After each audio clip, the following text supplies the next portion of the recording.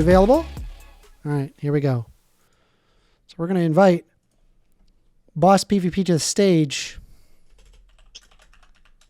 Yo. How you doing, buddy?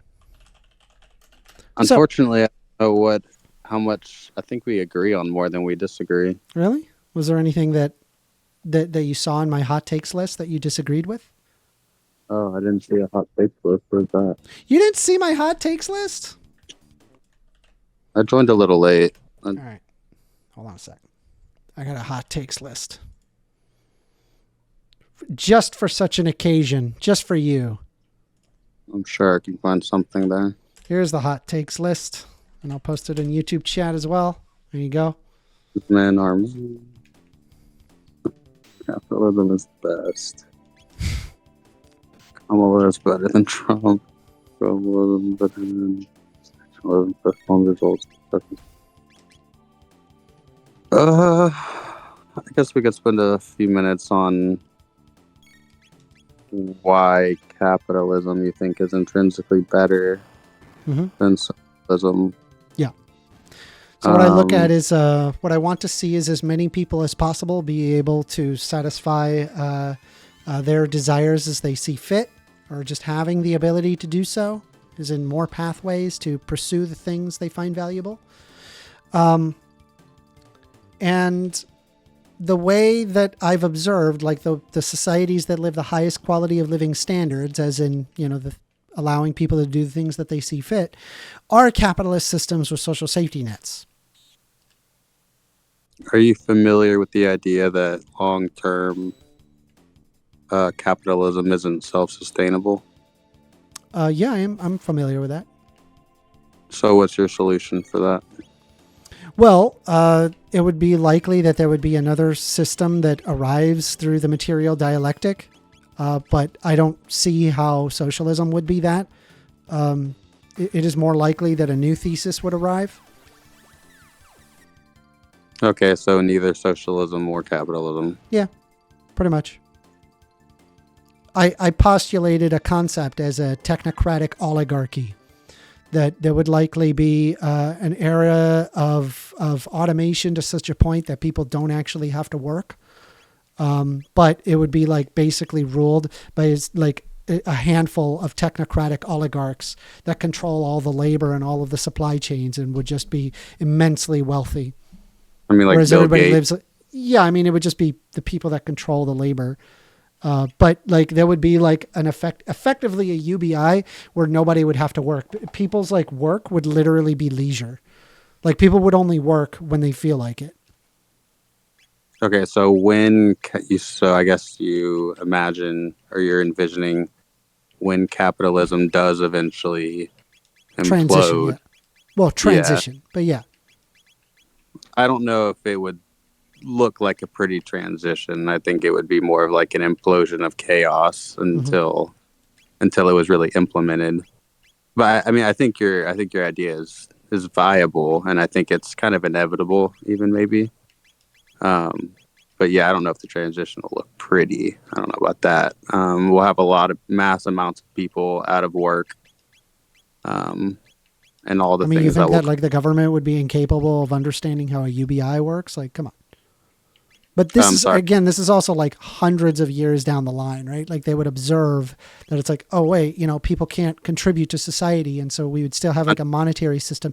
In fact, you would literally get everything the communists wanted, but not in the way that communists like argued for it, right? Because they argued for like the workers' ownership of the means of production that then eventually leads into the classless, moneyless, stateless society. Which, I mean, basically under a technocratic oligarchy, it kind of is that, except the only difference is that there's a small handful of people that where the class is not equal and class is definitely there. It's just, people don't really have to work all that much.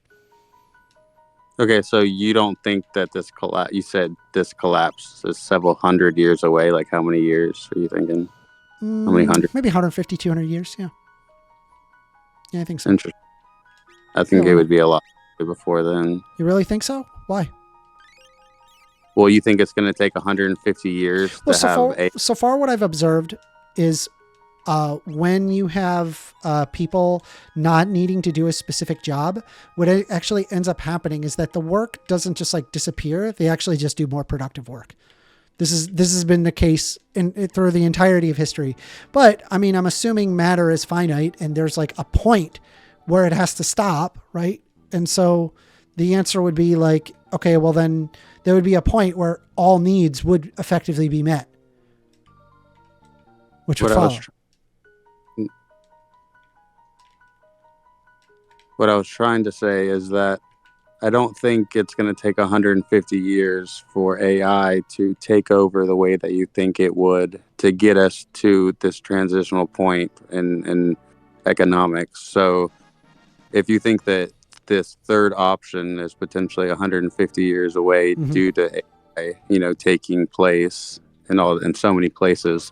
I mean, AI taking place in so many places is less than 50 years away. The idea of the majority of workers in the United States are truck drivers, and in 50 years, the majority of trucks on the road will be automated. Mm-hmm. And so this massive trend of jobs being replaced and massive volumes of the population not having jobs will cause an economic crisis. And when you say that like it'll be this pretty transition, I guess I'm trying to understand when you have half of the country's workforce. I've seen some economic papers that talk about like the concept of automation and that transition. Again, they really don't say that they're going to lose a bunch of jobs. In fact, they just see that people become more productive. When you say more productive, so when the truck drivers no longer drive the trucks, I understand how like there will be more technician jobs, maybe like to work on the trucks. But what are you going to do with, 30 million people that no longer have jobs and trucks to drive? Well, first of all, it's not immediate. It would just be like a slow move. But it's kind of like what happened with cars, right? We never would have imagined, like with the invention of the horseless carriage, that like there would be drive-throughs, right? It was just never in the realm of imagination. We can direct this. We can make this analogous to coal miners, right? Because coal miners were a huge part of the industrial age, and they kind of became obsolete almost overnight. So and we saw how this was like really detrimental, not to just the economy. You could just have like a government incentive to transition people. It's not hard. Yeah, well, it sounds easy, but it's really not that easy because everyone was telling them, "Well, just learn how to code, bro." Well, no, you don't have to do that. That's stupid. It does make a lot of sense. It's not technology. stupid. Technology would transition. Most likely, what would happen? There would just end up being more service. Even if there isn't, you could still apply a UBI and it'd be fine. You don't have to have all society collapse, and you don't end up with the workers owning the means of production. Can you explain that acronym? Huh? Can you explain that acronym? UBI? Oh, Universal Basic Income. Oh, I see. Okay, wait. So you're for capitalism and against socialism, but for universal basic income? Well, yeah. I mean, I understand the necessity that capitalism isn't there to stay. But like right now, the current best system that we're aware of is capitalism with social safety nets.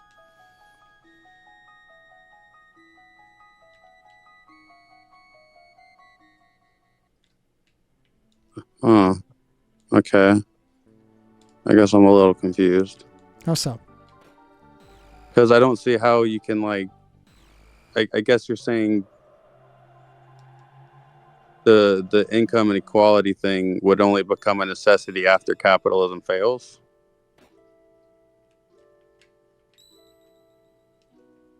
What? Okay, so capitalism exists. Yeah.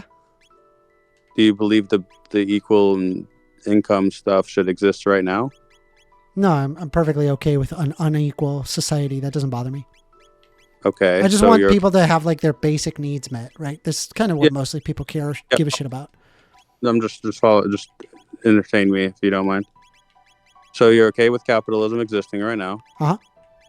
But you are okay at the point to where capitalism would no longer exist to then somehow, at whatever means. No, I'm saying that I acknowledge that it would have to naturally move forward. Like, why would I assume historically that the mode of production would be the same forever? Like, does the entropy of the universe ever take into place? Like, eventually there will be no humans. So socialism's not good now, but it could be good later? No.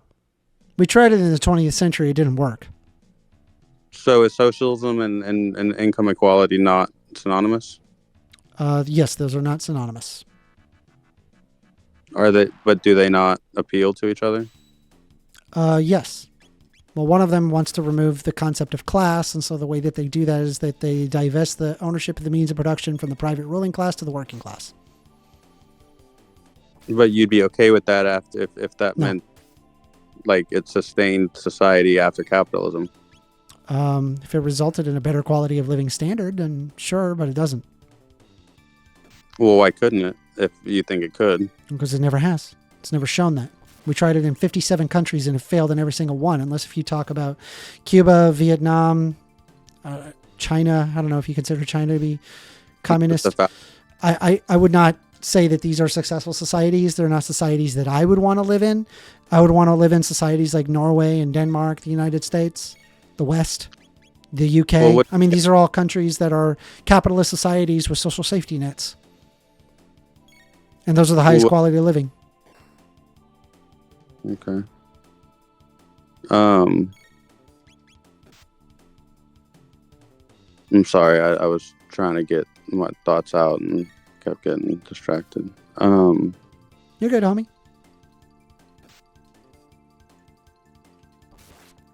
Okay, so wouldn't it be a fallacy that just because it hasn't worked thus far that it can't work?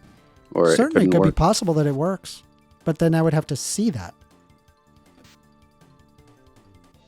So when you say it doesn't work, when you compare the worst metrics of a socialist society and you compare the worst metrics of what consider the worst metrics of a capitalistic society, would you say that one way is heavier than the other as far as... Well, no, you want a mix. You want capitalism with social safety nets. That way the people at the bottom can actually survive. And then you don't have like multi-conglomerate, multinational corporations that can just abuse their power. And there's really cool stuff like contract law and private property rights that are really useful for a working society. Like 60 kind of thing, like capitalism has the majority? And I mean, I don't put a percentage on it. Whatever the policy that we're putting in, that we can empirically show that it works. Mm-hmm. Right, I know unions work, for example. That's proven to work.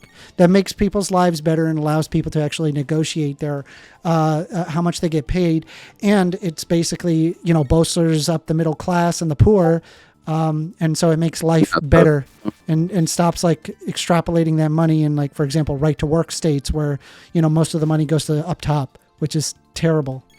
Is the union not an example of socialism? No. Because it's not the workers' ownership of the means of production. It's just negotiating power between the companies.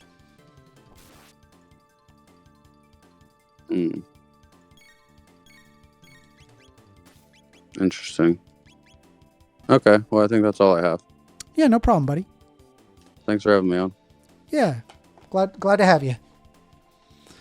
Okay, so I think that was our last debate.